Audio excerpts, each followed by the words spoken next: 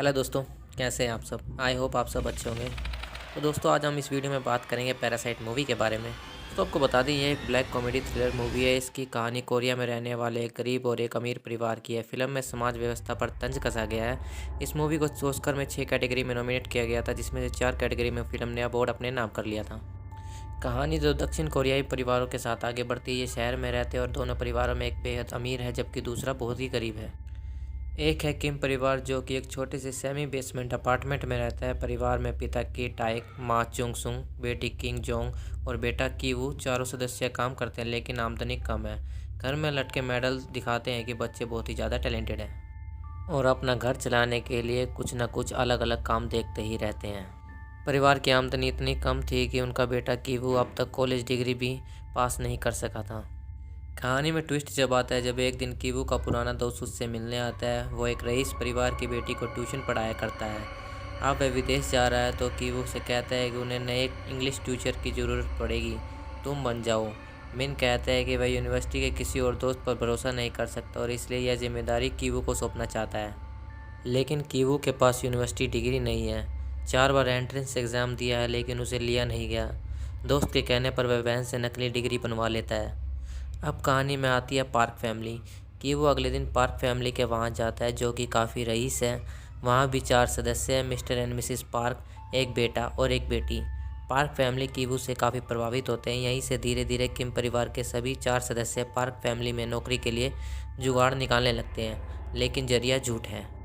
Kivu की बहन king Jong खुद को आर्ट थेरेपिस्ट बताकर नौकरी पा लेती है। कीवू के पिता किट टाइक घर में ड्राइवर बनकर आ जाते हैं, जबकि माँ चुंग सुंग हाउसकीपर के तौर पर पार्क फैमिली को ज्वाइन करती है। इस तरह पूरा किम परिवार मिस्टर पार्क के यहाँ नौकरी करने लगता है। पार्क परिवार से मुलाकात के बाद कीवू को पता चल गया था कि उसे अच्छी ज़िंदगी के लिए इस परिवार से जुड़े रहना होगा। जब पार्क परिवार को अपने बेटे के लिए एक आर्ट टीचर की ज़रूरत होती है तो वह उसके लिए अपनी बहन का नाम सुझाता है। अपनी बहन के लिए वह एक फर्जी डिग्री बनवाता है। आराम की ज़िंदगी बसर करने के लिए ये दोनों मिलकर किसी न किसी तरह पार्क परिवार के सभी नौकरों की छुट्टी करवाते हैं और अपने परिवार के सदस्यों को वहाँ काम दिलवा देते हैं। लेकिन असली कहानी इसके बाद शुरू होती है। दरअसल इसी घर में एक और परिवार पहले से रह रहा था, जिसके बारे में किसी को नहीं पता था। पार्क फैमिली बेटे के बर्थडे पर कैंपिंग करने गई होती है। इसके बाद किम परिवार पूरे मज़े से घर में जी रहा होता है, लेकिन तभी घर की पुरानी हाउसकीपर मूंग वांग की एंट्री होती है, जो खुलासा करती है कि घर के नीचे एक बंकर है, जिसमें वह और उसका पति 4 साल से छिपकर रह रहे हैं, क्योंकि कर्जदार उन्हें परेशान कर रहे थे।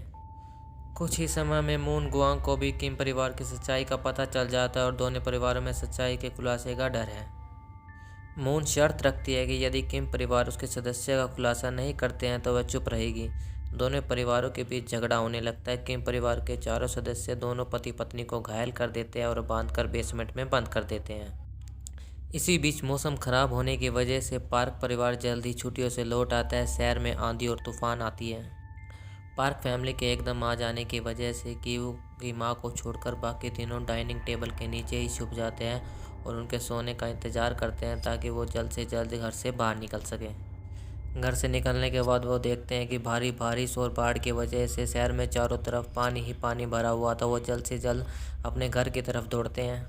घर पहुंचने पर उन्हें पता लगता है कि उनका पूरा घर बाढ़ में तबाह हो चुका है। बाद में कि वो अपने पिता से पूछते हैं कि आगे का क्या प्लान है, तो इस पर की टाइक कहता है कि उसके पास एक अलग से प्लान है। हालात सुधरने के बाद मिस्टर पार्क अपने बेटे के जन्मदिन पर पार्टी की घोषणा करते हैं।